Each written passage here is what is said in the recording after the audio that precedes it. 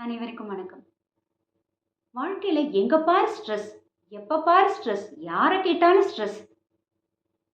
தினமும் யாராவது ஒருத்தர் வாயிலேருந்தாவது இந்த வார்த்தைய கேட்காம இருக்க முடியறதில்ல. எனக்கு லைஃப் ரொம்ப ஸ்ட்ரெஸ்ஃபுல்லா இருக்கு.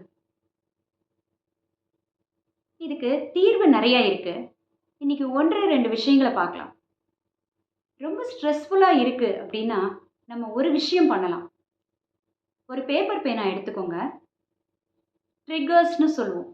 நம்மள மன அழுத்தத்திற்கோ, மன உளைச்சலுக்கோ ஆளாக்கக்கூடிய மனிதர்களோ, சூழ்நிலையோ எது காரணமாக இருந்தாலும், அத வந்து ஒரு பேப்பர்ல எழுதுங்க. அதெல்லாம் தான் ட்ரிகர்ஸ்.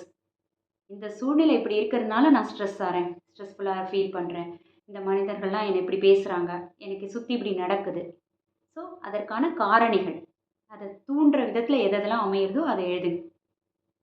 இதுல எந்தெந்த சிச்சுவேஷனையோ, மனிதர்களையோ நம்மளால சமாளிக்க முடியும். இதற்கு வேற ஒரு தீர்வு இருக்கு அப்படின்னு நீங்க நினைக்கிறீங்களோ, அதெல்லாம் அடிச்சுட்டே வாங்க.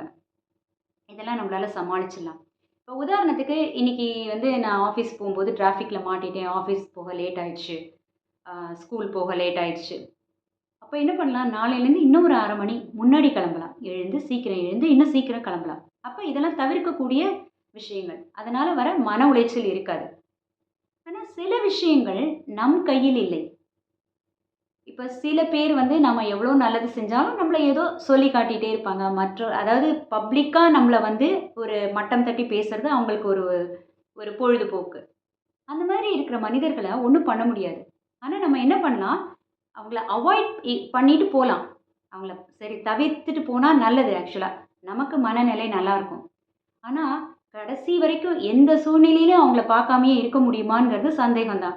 ஏதோ ஒரு அக்கேஷன்ல நம்ம அவங்கள பார்க்குறோம் அப்படின்னா, அப்ப திருப்பி அதெல்லாம் ஞாபகம் வந்து நமக்கு மன உளைச்சல் ஆகக்கூடாது. திருப்பி இன்னைக்கு என்ன பேசுவாங்களோ? என்ன சொல்லுவாங்களோ? அப்ப நம்ம என்ன பண்ணணும்? டினையல் மோட்லேருந்து அக்செப்டன்ஸ் மோடுக்கு நம்ம போக ட்ரை பண்ணணும். டினையல் மோட்னா என்ன? ஏதாவது ஒரு சிச்சுவேஷன் நமக்கு இந்த மாரி மன சங்கடம் ஏற்படுத்துற மாரி நடக்குது அப்படின்னா, அத ஒத்துக்கிறது இல்ல நம்ப முதல்ல. ஆமா இப்படி நடந்துருச்சு. அப்படின்னா, அதிலேயே பாதி மனது வந்து ஆறிடும். ஆனா நம்ம என்ன பண்ணுவோம்? அது எப்படி எனக்கு மட்டும் இப்படி நடக்குது? அவங்கலாம் அப்படி பேசினாங்க. அவங்களலாம் ஒண்ணும் சொல்லல. என்ன மட்டும் இப்படி சொல்றான். எல்லாரும் என்ன டார்கெட் பண்றாங்க. எனக்குன்னா இப்படி நடக்குது. அன்னைக்கு நிஜமாவே நமக்கு மட்டும் அப்படி நடந்திருந்தா கூட, அத வந்து நம்ம ஒத்துட்டு, ஆமா சொல்லிட்டாங்க. சரி நம்ம அடுத்த வேலைய பார்க்க போவோம் அப்படின்னு போயிட்டோம்னா, அந்த பிரச்சனை பாதி முடிஞ்சிரும். ஆனா நம்ம அத மனசுக்குள்ள வச்சு, வச்சு, வச்சு புழுங்குறோம். அதுதான் பெரிய மன உளைச்சல். கடைசியா போய் மன அழுத்தத்தில முடியுது. ஸோ இந்த டினையல் மோட்லேருந்து அக்செப்டன்ஸ் மோட் வந்துட்டோம்னா, நான் முன்னாடி சொன்ன மாதிரி, சில மனிதர்களையோ, சில தவிர்க்க முடியாத சூழ்நிலைகளையோ நம்ம ஒண்ணும் பண்ண முடியாது. நம்ம மைண்ட்ல செட் பண்ணி வைக்கணும். இவங்க இப்படித்தான். நம்ம இன்னைக்கு போனா, அவங்கள பார்த்தா, அவங்க ஏதாவது பேசினா, அவங்க வழக்கம் அது. அவங்களுடைய குணத்த நம்ம மாத்த முடியாது. ஏதாவது சொன்னா, நம்ம வந்து அத காதுல வாங்கிக்காம போயிடணும். நம்ம வந்து மனசளவுல அத எடுத்துட்டு, ரொம்ப வந்து அஃபெக்ட் ஆகக்கூடாது. அப்படிங்கிற ஒரு அக்செப்டன்ஸ் மோடுக்கு நம்ம வந்துட்டோம் அப்படின்னு சொன்னா, பாதி பிரச்சனைகள் தீர்ந்து போயிடும். இது நமக்கு உணர்றதுக்கோ, இல்ல இத பழக்கப்படுத்துறதுக்கோ கொஞ்சம் டைம் எடுக்கும். ஓவர் நைட்ல எல்லாம் வந்து பழக்கப்படுத்திற முடியாது. ஆனா, கொஞ்சம் கொஞ்சமா இத பழக ஆரம்பிக்கணும். ஏன்னா, நமக்கு நம்மளுடைய மனநலம் தானே முக்கியம். ஏன்னா, இன்று பல உடல் உபாதைகளுக்கு மனநலம் சரியில்லாதது தான் காரணம்.